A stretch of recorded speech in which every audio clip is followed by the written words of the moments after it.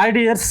మామూలుగా సినిమాలు ఆనందం కోసం చూస్తాం, వినోదం కోసం చూస్తాం, కానీ కొన్ని సినిమాలు మన హక్కుల కోసం చూడాలి. సో ఆ ప్రాసెస్లో ఉక్కు సత్యాగ్రహం అని ఒక సినిమా మన ముందుకు తీసుకొస్తున్నారు.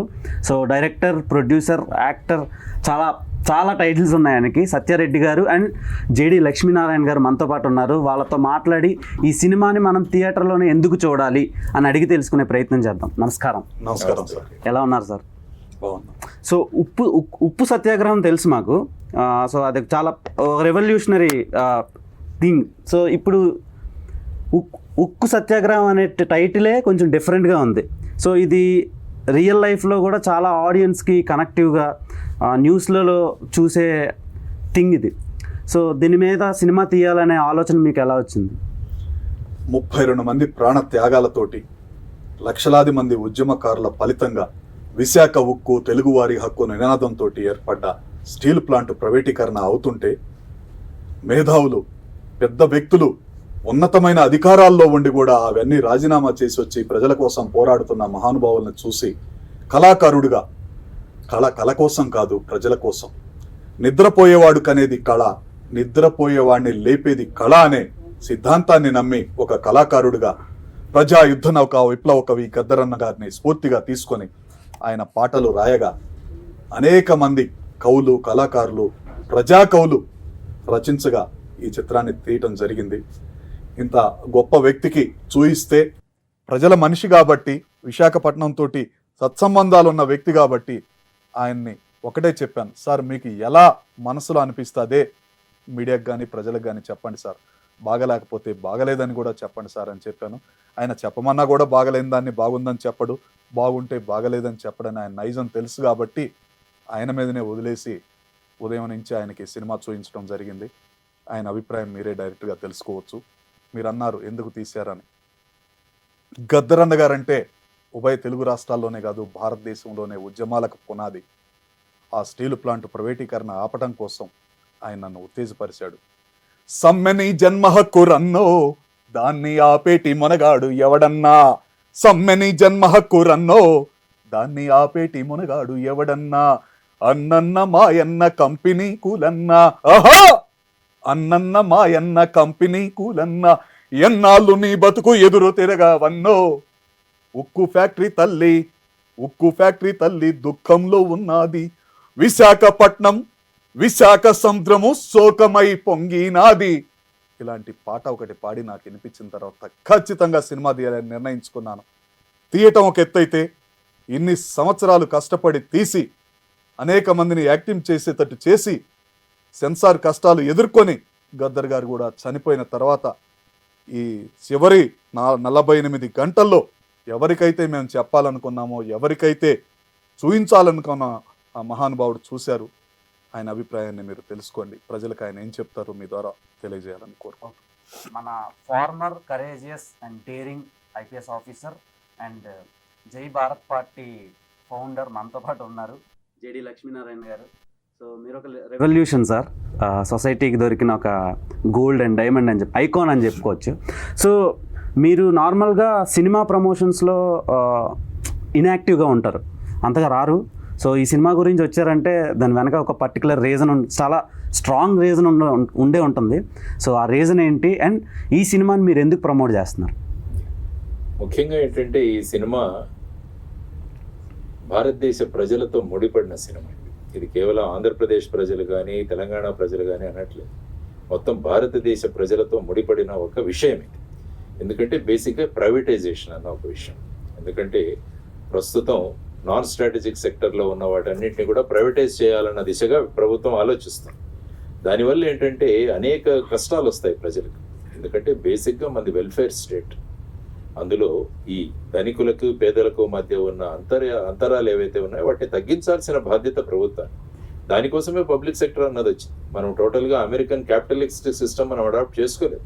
మనం మిక్స్డ్ ఎకానమీ అనుకున్నాం. ప్రైవేటు పబ్లిక్ సెక్టర్ రెండు కలిసి ఉంటాయి. తర్వాత ఇంతకుముందు సత్యారెడ్డి గారు చెప్పినట్టు 32 మంది ప్రాణత్యాగాలతో వచ్చిన ఇది ఒక యూనిట్. తర్వాత భారతదేశంలోనే ఒక పోర్ట్ దగ్గర ఉన్న స్టీల్ ప్లాంట్ ఇది ఒకటి. కాబట్టి ఈ విధంగా ఉన్న యునిక్ ఫీచర్స్ ఏవైతే ఉన్నాయో, ఆ తర్వాత క్వాలిటీ ఆఫ్ స్టీల్ విశాఖపట్నంది చాలా గొప్పది. తర్వాత ముఖ్యంగా ఈ స్టీల్ ప్లాంట్ ఏర్పాటు చేయడానికి 16,000 మంది రైతులు వాళ్ళ భూముల్ని ఫ్యాక్టరీకి ఇచ్చారు. ఆ ఇచ్చిన సందర్భంగా వాళ్ళకు ఒక ప్లాట్, తర్వాత వచ్చేసి వాళ్ళలో ఉద్యోగం ఇస్తామని చెప్పారు. ఇప్పటికీ 8,500 మందికి ఉద్యోగాలు ఇవ్వాల.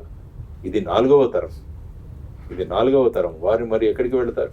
కాబట్టి ఈ విషయం వచ్చేసి ప్రజా సమస్యలతో ముడిపడిన విషయం.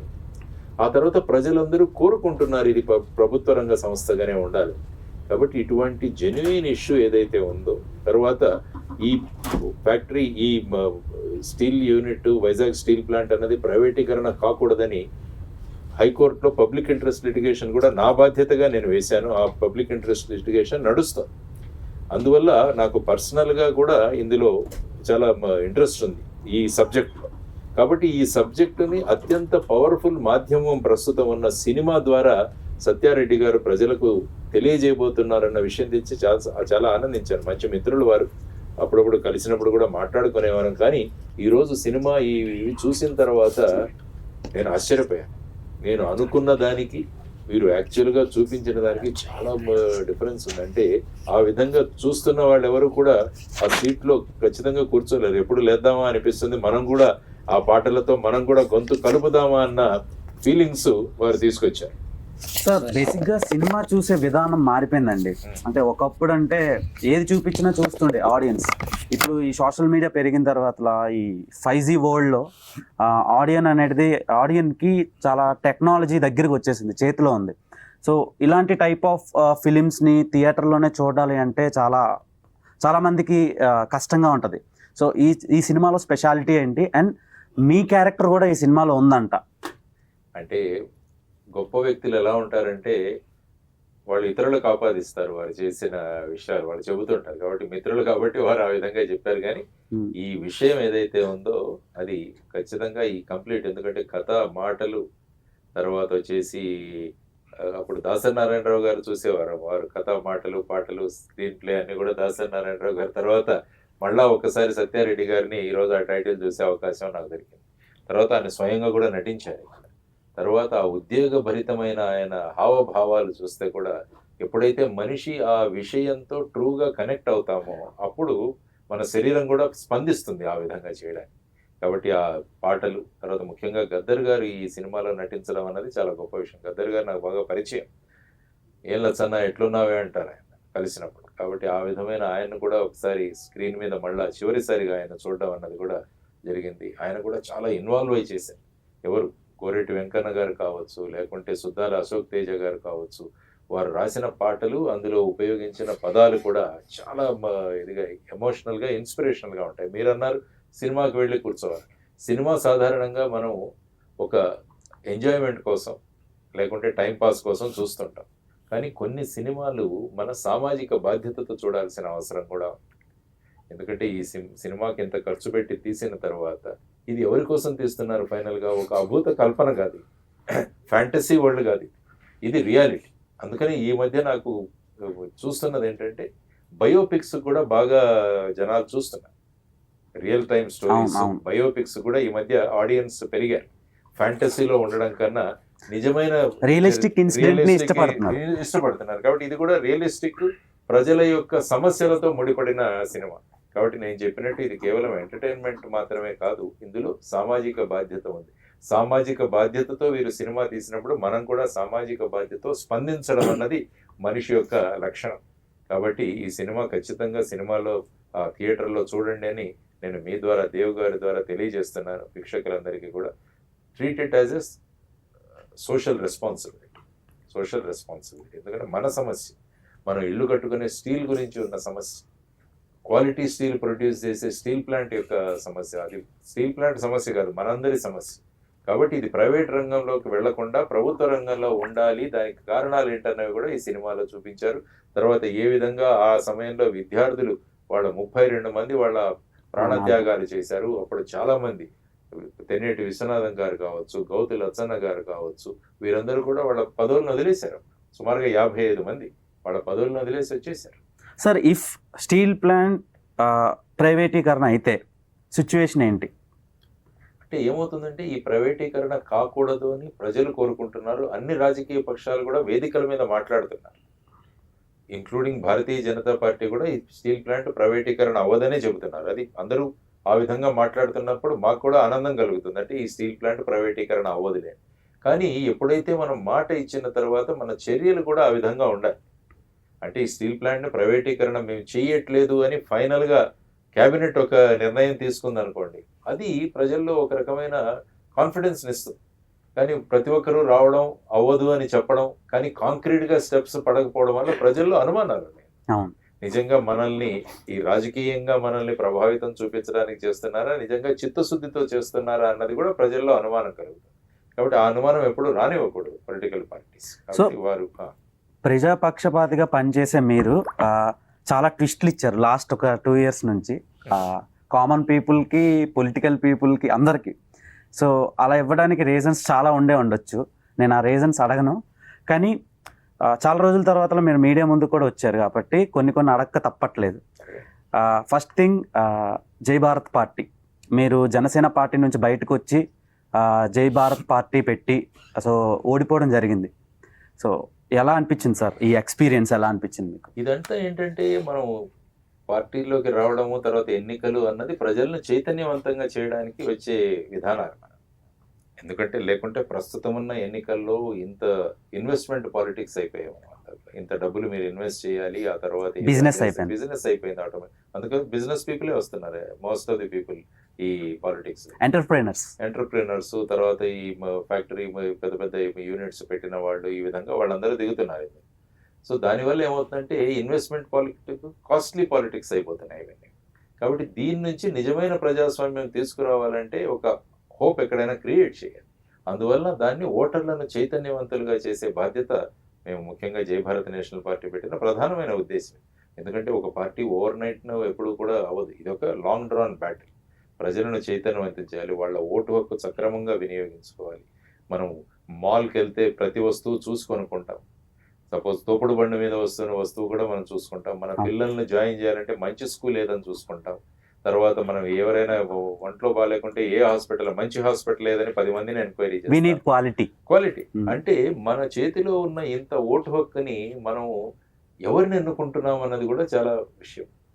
ముఖ్యంగా సుమారుగా చూస్తే 37 నుంచి 38% క్రిమినల్ రికార్డులు ఉన్నవాళ్ళు పార్లమెంట్ లో ఉన్నారు. ఎగ్జాక్ట్లీ. మరి వీటన్నిటి గురించి ప్రజలను జాగృతికత చేయడం అన్న బాధ్యత మన మీద ఉంటుంది. సో ఆ బాధ్యతతో వచ్చామన్నమాట మేము. So it's a long run process, ముందుకు తీసుకెళ్తాం. ఎలక్టోరల్ రిఫార్మ్స్ కూడా తీసుకురావాలి. అదే అంటే బేసిక్గా సార్, నార్మల్గా ఎవడెలా పోతే నాకేంటి అనుకునే ఈ జనరేషన్లో మీలాంటి పర్సన్ మీ పర్సనల్ లైఫ్ని మొత్తం పక్కన పెట్టి థ్రెటనింగ్స్ ఉన్నా సరే భయపడకుండా మ్యాక్సిమం అవేర్నెస్ క్రియేట్ చేయడానికి ట్రై చేస్తున్నారు. సో మీ లైఫ్లో జరిగిన చాలా కేసులే సినిమాలు తీసి హిట్లు కొట్టి డబ్బులు కూడా సంపాదిస్తున్నారు. సో వాటి మీద మీ ఒపీనియన్ ఏంటి? అండ్ ఈ సినిమా కూడా సేమ్ అలానే అవేర్నెస్ కోసమే తీసినట్టు కనిపిస్తుంది. సో అండ్ దీనికోసం డెఫినెట్గా, ఎందుకంటే ప్రజలలో, అందుకనే చెప్పాను నేను, బయోపిక్స్ అన్నవి చాలా ముఖ్యంగా యూత్ని చాలా ఆకర్షిస్తాయి. తర్వాత వచ్చేసి ప్రజా సమస్యలు తెలుసుకోవడానికి కూడా ఇప్పుడు ఏంటంటే సోషల్ మీడియా వచ్చాక రకరకాల వ్యూ పాయింట్స్ వస్తుంటాయి. కాబట్టి ఒక ఆథెంటిక్ ఇన్ఫర్మేషన్ కూడా రావడం చాలా అవసరం. అది కూడా మెయిన్ స్ట్రీమ్ దీంట్లో ఫిల్మ్లో రాగలిగితే అది ఇంకా ప్రభావవంతంగా ఉంటుంది. ఎందుకంటే సోషల్ మీడియాలో ఎవరు ఏదైనా మాట్లాడచ్చు, కానీ నిజమైన సినిమా తీస్తున్నప్పుడు అది కూడా ఇటువంటి పబ్లిక్ ఇష్యూని తీసుకొని చేస్తున్నప్పుడు అందులో చాలా రీసెర్చ్ కూడా చేసింటారు. ఎందుకంటే సినిమాలో కొన్ని ఇవి చూస్తే అప్పుడున్న విజువల్స్ అవన్నీ కూడా ఇందులో పెట్టారు. ట్రైలర్ లో చాలా రియలిస్టిక్ గా ఉంది సినిమా. అందుకనే, ఎందుకంటే అది ఖచ్చితంగా నచ్చుతుంది. ఎందుకంటే బేసిక్ గా మన దగ్గర యువతరం చాలా పెద్ద సంఖ్యలో ఉన్నారు. కాబట్టి వాళ్ళను ప్రభావితం చేస్తే వాళ్ళే రేపు దేశాన్ని ముందుకు తీసుకెళ్లాల్సిన వాళ్ళు. కాబట్టి వాళ్లకు ఏ విధంగా ఇష్యూస్ పరిచయం చేయాలన్న దృష్టితో కూడా వీరు కూడా ఒక సోషల్ రెస్పాన్సిబిలిటీతో తీసిన సినిమా. అందుకని నేను చెప్పాను, మనం కూడా ఒక సోషల్ రెస్పాన్సిబిలిటీగా దానికి రెస్పాండ్ అవ్వాలి అని అంటున్నాను అన్నమాట. ఈ సినిమాకి బిగ్ అసెట్ మీరే సార్. ఎందుకంటే ప్రమోషనల్గా చెప్తున్నాను నేను. ఒక రకంగా ఒక సినిమా తీసి ఆడియన్స్ వరకు తీసుకురావడం చాలా కష్టం, తీయడం ఒక రకమైన కష్టం, అది ఒక కామన్ ఆడియన్స్ వరకు తీసుకురావడం అనేది అది కత్తి మీద సాము లాంటిది. సో దాంట్లో మీరు పాల్గొన్నందుకు వీళ్ళు నిజంగా లక్ ఫీల్ అవ్వాలి. అండ్ ఈ ప్రమోషనల్ ఈవెంట్కి మీరు వచ్చి ఉక్కు సత్యాగ్రహం ఆడియన్స్కి చూడమని మీరు మీ వాక్యాల్లో ఎలా చెప్తారు ఆడియన్స్? డెఫినెట్గా, ఎందుకంటే మన ప్రజాస్వామ్యంలో మన జీవితాలతో అనేక అంశాలు ముడిపడి ఉంటాయి. ఆ అంశాల గురించి మనకు ఒక అవగాహన ఉండడం చాలా అవసరం.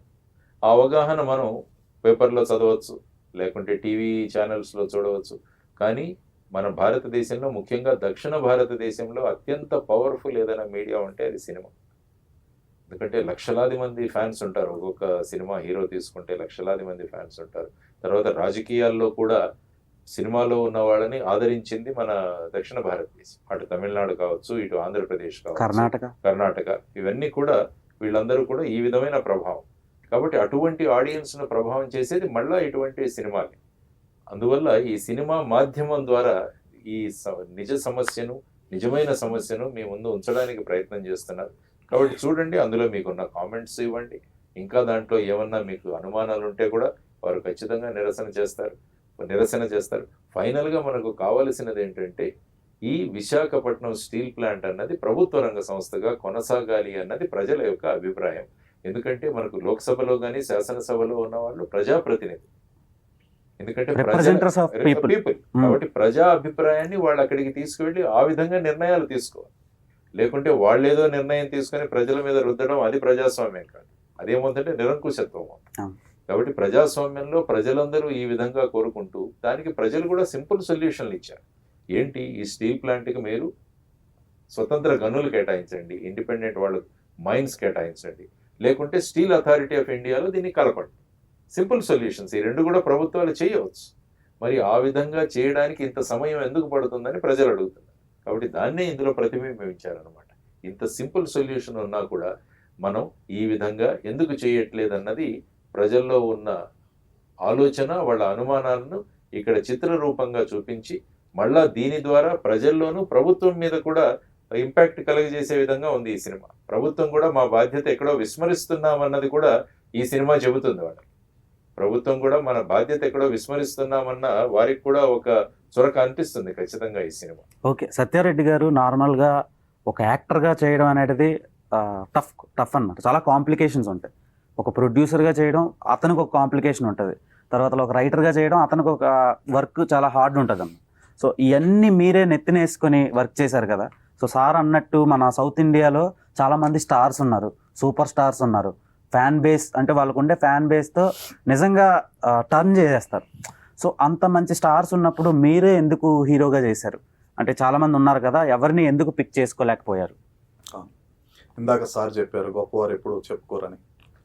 గద్దర్ గారు రీసెర్చ్ చేసి తెలుగు రాష్ట్రాల్లో ఎవరైనా నిజాతీపరుడు ఉన్న ఆఫీసర్ కానీ నాయకుడు కానీ ఉన్నారంటే సార్నే పరిగణలోకి తీసుకున్నారు. మీరు ఇందాక చెప్పారు ఆయన స్టోరీలు, నిజ జీవితంలోని స్టోరీలు తీసి హిట్లు కొట్టి డబ్బులు కూడా సంపాదించారని. కొంతమంది అలా తీసుకుంటే ఆయన ఉన్నత భావాల్ని, ఉద్యమ భావాల్ని గద్దర్ గారు ఊహించుకొని, ఒక ఇన్స్పిరేషన్ కావాలి ఒక క్యారెక్టర్కి, ఖచ్చితంగా ఆయనను ఊహించుకొని, అక్కడ ఉన్న ఉద్యమకారులని ఊహించుకొని, జరిగిన హిస్టరీని తీసుకొని ఖచ్చితంగా ఆయన దృష్టిలో పెట్టి తీసుకున్నాం. లాస్ట్ మినిట్ వరకు ఆయనకి ఎందుకు చెప్పలేదంటే, థియేటర్లు కానీ మీకు తెలిసినే ఉంటుంది, ఇలాంటి సినిమాలకు ఇవ్వడానికి ముందుకు రాకపోవచ్చు. ఈ టైప్ సినిమా అనేది ముందే ఎందుకు అది చెప్పాలని. కానీ వేయలేని థియేటర్లు కొంతమంది, మా థియేటర్లో ఈ సినిమా ఆడితే బాగుండేదేమో అనే రోజు ఇంకో 48 గంటల్లో రాబోతుంది. మీరు అన్నారు ఆయన సెట్, చాలా మా అదృష్టం. నాకంటే కూడా విశాఖ ప్రజలు, స్టీల్ ప్లాంట్ ఉద్యోగులు, భూ నిర్వాసితుల అదృష్టం ఆయన ఈ సినిమా చూడటం. ఆయనకు ఒకవేళ నచ్చి ఉండకపోతే, నేను తప్పుదారి పట్టించుంటే దాంట్లో సత్యారెడ్డి గారు ఫోన్ వచ్చింది వెళ్ళిపోతున్నాను అంటాడు. ఒక్క సెకండ్ కూడా నాకు సమయం ఇచ్చేవాడు కాదు, మీడియాతోటి మాట్లాడేవాడు కాదు. ఆయన చూడని మీడియా కాదు, ఆయన చూడని నేషనల్ మీడియా కాదు, ఇంటర్నేషనల్ స్థాయిలో వెళ్ళాడు. రియల్గా ఆయన మా కథానాయకుడు. ముందు చెప్తే దాని మీద ఎన్ని ఇబ్బందులు ఉంటాయన్న కారణంతో అన్ని రెడీ అయినాక రిలీజ్కి వెళ్ళే ముందు చెప్తున్నా. మనస్ఫూర్తిగా మీ ద్వారా సార్కి ధన్యవాదాలు. ఈ చిత్ర యూనిట్ అందరి తరపున, గద్దర్ గారి ఆత్మ తరపున, గద్దర్ గారి కుమార్తె తరపున కూడా హృదయపూర్వక. ఆమె చెప్పింది డయాస్ మీద, మిమ్మల్ని చూస్తూ పెరిగాం సార్, మాలో ఇన్ని భావాలు ఉన్నాయంటే మీరు కూడా ఒక ఇన్స్పిరేషన్ సార్. అలాంటి వాళ్ళు తెలుగు రాష్ట్రాల్లో ఎన్నో వందల వేల మంది ఉన్నారు, వాళ్ళల్లో నేను ఒకడిని. రాజకీయాల్లో వేరుగా ఉన్నా కానీ భావాల్లో, ఉద్యమాల్లో ఎన్నోసార్లు కలిసాం ఆయనతోటి. చాలాసార్లు చెప్పాను సార్ మీరంటే ఇన్స్పిరేషన్ అని, వాళ్ళల్లో నేను ఒకడిని. ఈ కథానాయకులు మీరు అన్నట్టు నేను అడిగితే చాలామంది వస్తారు. నేను చాలామంది కథానాయకులతోటి 53 సినిమాలు తీశాను. ఇదే ఛాంబర్లో ప్రొడ్యూసర్ సెక్టర్ చైర్మన్గా ఎలక్టెడ్ బాడీలో గెలిచాను. కానీ ఒక అమ్మాయిని పెట్టుకున్నాం హీరోయిన్గా, ఒక క్యారెక్టర్ని. ఒక వారం రోజులు యాక్ట్ చేసిన తర్వాత 2 డైలాగులు వినేసి ఇది ఏదో తేడా కొడుతుంది, మాకేదో మళ్ళీ కమర్షియల్ సినిమా కాదని నా డబ్బులు నాకు ఇచ్చి పారిపోయింది. మళ్ళీ రీషూట్ చేసాం. గద్దర్ గారు చెప్పినా కూడా ఆవిడ అలా పెద్దవాళ్ళు ముందుకు రాకపోవచ్చు, వాళ్ళ రిస్ట్రిక్షన్స్ ఉంటాయి.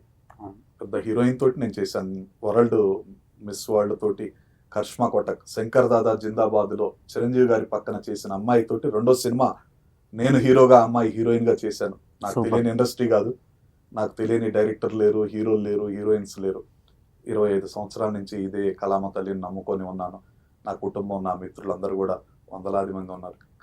చేయలేరేమో, వాళ్ళు ముందుకు రారేమో నుంచి దాన్ని అప్రోచ్ కాలేదు తప్ప పెద్దోళ్ళతోటి చేయాలని ఉంది.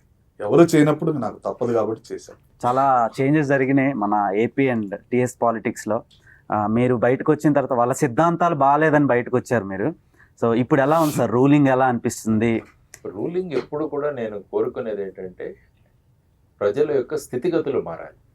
ప్రజల యొక్క స్థితిగతులు మారి వారి అందరి అభిప్రాయాలు ఏవైతే ఉన్నాయో, వారు ఏ విధంగా ప్రభుత్వాన్ని చూస్తున్నారో వాటిని నిజం చేయడం ప్రభుత్వం యొక్క బాధ్యత. కాబట్టి ఎలక్షన్ అప్పుడు చాలా విషయాలు చెప్పి వస్తుంటారు, మేము అది చేస్తాం ఇది చేస్తామని. సో వచ్చిన తర్వాత ఏమేం చేస్తున్నారు, ముఖ్యంగా మనకి ఏంటంటే భారతదేశంలోనూ మన 2 రాష్ట్రాల్లో కూడా యువతరం చాలా పెద్ద సంఖ్యలో ఉందని చెప్పారు. తర్వాత చాలా మంది ఇప్పుడు ఉద్యోగాల కోసం చూస్తున్నారు. ఉద్యోగాలకు అంటే ప్రభుత్వ ఉద్యోగాలు కావచ్చు, ప్రైవేట్ కావచ్చు, స్వయంగా కూడా వాళ్ళు ఎంటర్ప్రినర్స్ కూడా మారచ్చు. ఈ విధమైన వాతావరణాన్ని కలుగు చేయాల్సిన బాధ్యత ప్రభుత్వం మీద ఉంది. మీరు ప్రభుత్వ ఉద్యోగాలు కొంతమందికే ఇవ్వగలరు, మిగతా వారందరికీ కూడా పెద్ద ఎంప్లాయ్మెంట్ బేస్ క్రియేట్ చేయాలంటే ఇన్వెస్ట్మెంట్లు తీసుకురావాలి, బయట నుంచి కొత్త యూనిట్స్ రావాలి. ఆ తర్వాత ఎవరైనా స్వయంగా మేము చేస్తాము అనుకుంటే వాళ్లకు చేయూతగా నిలబడి స్టార్టప్స్ కావచ్చు, ఎంటర్ప్రినర్షిప్ కావచ్చు, వీటన్నిటి కూడా వాళ్ళకి ఇవ్వగలగాలి. ఈ విధంగా ప్రభుత్వం పనిచేయాలని ఎప్పుడు కూడా కోరుకుంటాం ఈ 2 రాష్ట్రాల్లో కూడా. ఎందుకంటే యువతరాన్ని మనం మిస్ చేసుకుంటే ఆ తర్వాత యువతరం ఏ మార్గంలో వెళుతుంది అన్నది కూడా చాలా కష్టం. అండ్ వన్ మోర్ థింగ్ ఏంటంటే చాలా మైగ్రేషన్స్ మన ఏపీ నుంచి తెలంగాణ నుంచే జరుగుతున్నాయి. లాస్ట్ 1.5-2-3 years నుంచి maximum number of students and youth బయటకు వెళ్ళిపోతున్నారు. అది బిజినెస్ అవనాయండి, స్టడీస్ అవనాయండి. దానికి ఎప్పుడు సార్ ఫుల్ స్టాప్ పడుతుంది? అంటే ఏంటంటే విదేశాలకు వెళ్ళి అక్కడ చదువుకొని అక్కడ చేయడం దాంట్లో ఏమీ అభ్యంతరం తీసుకోకూడదు. ఎందుకంటే అక్కడ ఎడ్యుకేషన్ బాగుంటే వెళ్ళండి. అందుకని ఎప్పుడు ఏంటంటే లెర్న్, ఎర్న్ అండ్ రిటర్న్ అంటాం. అక్కడ వెళ్ళి చదువుకోండి, సంపాదించండి, మళ్ళీ దేశానికి రండి. చేసి ఇక్కడ మన దేశంతో మన బాధ్యత ఉంది. We have to pay back to the society. ఈ సొసైటీ నుంచి ఎంతో తీసుకున్నాం కాబట్టి మళ్ళీ ఈ సొసైటీకి ఇవ్వాల్సిన బాధ్యత మన మీద ఉందని. తరువాత ఈ మైగ్రేషన్ జరగకుండా చూడాల్సిన బాధ్యత కూడా మళ్ళీ ప్రభుత్వాలు, గవర్నమెంట్ది. ఎందుకంటే ఆ విధమైన అట్మాస్ఫియర్, ఆ విధమైన ఇండస్ట్రియల్ సెటప్, ఆ తర్వాత ఆ విధమైన యూనివర్సిటీస్, ఇవన్నీ కూడా చేయాల్సిన బాధ్యత ప్రభుత్వం మీద ఉంది. కాబట్టి ఆ విధంగా ప్రభుత్వాలు ఆలోచిస్తూ ఈ మైగ్రేషన్ నేను ఎలా తగ్గించగలను, అక్కడ నుంచి మైగ్రేషన్ ఇక్కడికి ఎందుకు రాకూడదని ఆలోచించాలి ప్రభుత్వం. అమెరికా వాళ్ళు వచ్చి ఇక్కడ చదువుకోవాలని వాళ్ళకి ఎందుకు కోరుకోవట్లేదు? ఆ విధమైన పరిస్థితిని కల్పించాల్సిన బాధ్యత మనది. ఆ విధంగా చేసుకుంటూ వెళుతూ తర్వాత ఈ భావోద్వేగాలు ఇవన్నీ రెచ్చగొట్టకుండా డెవలప్మెంట్ మీదే అందరూ కనుక మనం కాన్సన్ట్రేట్ చేయగలిగితే తర్వాత ఈ పొలిటికల్ పార్టీస్ కూడా అపోజిషన్ వీళ్ళు రోజు కొట్టుకోవడమే సరిపోతారు. అలా కాకుండా ఎలక్షన్స్ అయిపోయిన తర్వాత అందరూ కన్స్ట్రక్టివ్గా కనుక కూర్చొని సలహాలు సూచనలు తీసుకుని వెళ్ళగలిగితే మనం అభివృద్ధిలో పోటీ పడతాం. లేకుంటే ఎవరిని ఎలా తిడుతున్నామని దీంట్లో పోటీ పడుతున్నాం మనం ఎక్కడ చూసినా కూడా. కాబట్టి అది పోటీ కాకూడదు, పోటీ అభివృద్ధి. అందరం కలిసి రాష్ట్రాన్ని ఎలా అభివృద్ధి చేయగలం అన్న దాని మీద వాళ్ళు కాన్సన్ట్రేట్ చేయాలని నేను కోరుకుంటాను. ఓకే, ఎనీథింగ్ సెక్యులరిజం పేరుతో చాలా లొల్లిలు జరుగుతున్నాయి, బయట చాలా గొడవలు జరుగుతున్నాయి. అది రిలీజియస్ డిస్క్రిమినేషన్ కావచ్చు, ఎక్కడైనా కాదు, బంగ్లాదేశ్లో కూడా సేమ్ ఇష్యూస్. సో వాటి మీద మీ ఒపీనియన్ సార్? ఇప్పుడు ఏంటంటే మనం బేసిక్గా నేను అందుకనే అంటాను, మన మతం మన పూజ గదిలో, మన కులం మన గడప దగ్గర ఆగిపోవాలి. మనం ఇంటి నుంచి బయటపడిన తర్వాత అందరం కూడా ఈ దేశం యొక్క పౌరులన్న భావనతో మనం ముందుకు వెళ్ళాలి. కాబట్టి మనం భారత రాజ్యాంగం కూడా ఈరోజు కాన్స్టిట్యూషన్ అడాప్షన్ డే ఈరోజు 26th November. కాబట్టి ఈరోజు మన సెక్యులర్ అండ్ సోషలిస్ట్ ఈ 2 పదాలు మనకు 42వ కాన్స్టిట్యూషన్ అమెండ్మెంట్ యాడ్ చేసుకున్నాం. నిన్ననే సుప్రీంకోర్టు కూడా చెప్పింది ఇవి 2 కూడా ఉండాలి. సెక్యులర్ అంటే అన్ని మతాలను సమంగా ప్రభుత్వం ఆదరించడం. సోషలిజం అంటే కేవలం కొంతమంది చేతుల్లో మాత్రమే ఆదాయం లేకుండా అందరికీ దాన్ని ఇవ్వగలగాలి. ధనికులు పేదలకు మధ్య ఉన్న ఈ వ్యత్యాసం ఏదైతుందో ఈ వ్యత్యాసాన్ని తగ్గించాలి. మరి ఈ రెండు జరగట్లేదు కదా. జరగాలి కదా, మరి అటువంటి వాళ్ళని ఎన్నుకోవాలి ప్రజలు. మరి అటువంటి ఆలోచనలు ఉన్న వాళ్ళని చేసుకోవాలి. ఇప్పుడు ఈ ఉక్కు సత్యాగ్రహం అవుతోంది, ఉద్యమం అవుతోంది అంటే ఏ విషయం కూడా ఉద్యమం స్థాయికి వెళ్లకుండా చూసుకోవాల్సిన బాధ్యత ప్రభుత్వాల మీద ఉంది. అంటే ఫైనల్ గా ఇప్పుడు చూసాం, మన రైతులది కూడా మనం చూసాం. రైతులు కూడా ఒక సంవత్సరం రోజు వాళ్ళు అక్కడ బార్డర్లో కూర్చోవడం వల్ల ఆ 3 చట్టాలను వెనక్కి తీసుకెళ్లాల్సి వచ్చింది. ఎప్పుడు కూడా ప్రభుత్వాలు ప్రజల యొక్క అభిప్రాయాలను తీసుకొని వాటిని స్పందించి వాళ్ళతో డైలాగ్ ఇవ్వాలి, వాళ్ళతో చర్చించాలి. మా నిర్ణయం ఇలా ఉంది, మీరు ఇలా అంటున్నారు, అందరూ కూర్చొని చర్చించుకొని ఫైనల్ గా దానికి ఒక సొల్యూషన్ తీసుకురావాలి. అలా కాకుండా మేము ఇదే చేస్తాము అంటే ఫైనల్ గా ఇలాంటి సత్యాగ్రహాలు చేయాల్సిన అవసరం వస్తుంది. ఆ అవసరం రాకూడదు ఎప్పుడు కూడా ప్రభుత్వం. సో ఆ విధంగా ఆలోచించాలి. కాబట్టి ఏంటంటే ఈ సెక్యులరిజం గురించి మీరు మాట్లాడారు కాబట్టి అందరూ మనం ఒకరినొకరు గౌరవించుకోవడం, ఇదే ప్రతి రిలీజియన్ కూడా చెబుతుంది, ప్రతి మతం కూడా ఇదే చెబుతుంది. ప్రతి ఒక్కరిలో దేవుడు ఉంటాడు, ఆ దేవుడిని గౌరవించాలి అన్నదే మనం అనుకుంటున్న విషయం. కాబట్టి ఇటువంటి ఆలోచనలు చేసి ఈ విధంగా మతాలు కులాలు అని ప్రజల్ని రెచ్చగొట్టడం అది కరెక్ట్ కాదు. ఎప్పుడు కూడా కేవలం ఎన్నికల కోసం ప్రజలను విభజించడం అన్నది, ఈ మతాలు కులాల పేరిట ఇంత అభివృద్ధి చెందుతున్నాం, ఇంత చదువుతున్నాం, ఇంకా మనం మతాలు కులాల మీదే మన ఆలోచనలు ఉండిపోతే మరి అభివృద్ధి దిశగా ఎప్పుడు వెళతాం మనం? ఇది అందరూ ఆలోచించాల్సిన అంశం. ఫైనల్ గా వై షుడ్ బి వాచ్ ఉక్కు సత్యాగ్రహం in theatres on November 29th అంటే మీరేం చెప్తారు? Yes, it is my social responsibility అంట. ఎందుకంటే ప్రజా సమస్యలతో ముడిపడిన విషయం, ప్రజల యొక్క అభిప్రాయాలతో ముడిపడిన విషయం, దేశం యొక్క ప్రగతి కోసం ముడిపడిన అంశం. కాబట్టి ఈ 3 అంశాలు ఉన్నాయి కాబట్టి ఈ సినిమాలో ఖచ్చితంగా చూడండి. ఇటువంటి విషయాలను ప్రోత్సహిస్తే ఏమవుతుందంటే ఇటువంటి సబ్జెక్టులు వస్తాయి. ఓకే, ఎందుకంటే ఇటువంటి విషయాలు real time problems, real time issues కి మనం ప్రేక్షకులు గనక ప్రోత్సాహం ఇస్తే ఎంతో మంది ప్రొడ్యూసర్స్ వీళ్ళు కూడా నిజమైన సమస్యలను బయటికి తీసుకొచ్చి ప్రజలకు ఇస్తారు. దీనివల్ల ప్రభుత్వాల మీద కూడా దాని ప్రభావం ఉంటుందని తెలుసుకోవాలి. కాబట్టి ఇది ఆదరించాల్సిన సామాజిక బాధ్యత ఉందని నేను అనుకుంటాను. ఓకే, అండ్ సత్యారెడ్డి గారు, 1 word అబౌట్ ఉక్కు సత్యాగ్రహం. మహనీయుల చరిత్ర, తెలుగు జాతి చరిత్ర ప్రజలకి ఈ జనరేషన్కి చూయించబోతున్నాం. ఇది తెలుగు జాతి ఏంటి, ఉక్కు సత్యాగ్రహం ఏంటి, 32 మంది ప్రాణాలతోటి సాధించుకున్న కాపాడుకోవటం ఎలా అనే దానికి సార్ చెప్పినట్టు ఇది ఒక ఇన్స్పిరేషన్గా మిగులుద్ది.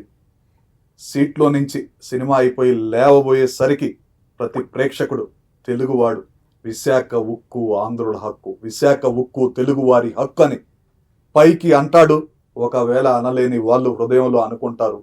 ఈ సినిమా చూస్తే ఉద్యమంలో ప్రత్యక్షంగా పరోక్షంగా పాల్గొన్నట్టేనని కూడా మీ ద్వారా సార్ సమక్షంలో అందరికీ తెలియజేస్తున్నాం. Thank you sir. Thank you so much for giving your precious time to ఉక్కు సత్యాగ్రహం. అండ్ మీకు కూడా wish all the very good luck sir. So ఈ సినిమా November 29వ తేదీన థియేటర్స్లో మన ముందుకు వస్తుంది. ఖచ్చితంగా వెళ్ళి చూడండి, ఎంకరేజ్ చేయండి. ఇలాంటి ఫిలిమ్స్ ఇంకెన్నో రావాలని మనస్ఫూర్తిగా కోరుకుందాం. Until then, signing off Dev Tompala. Bye by.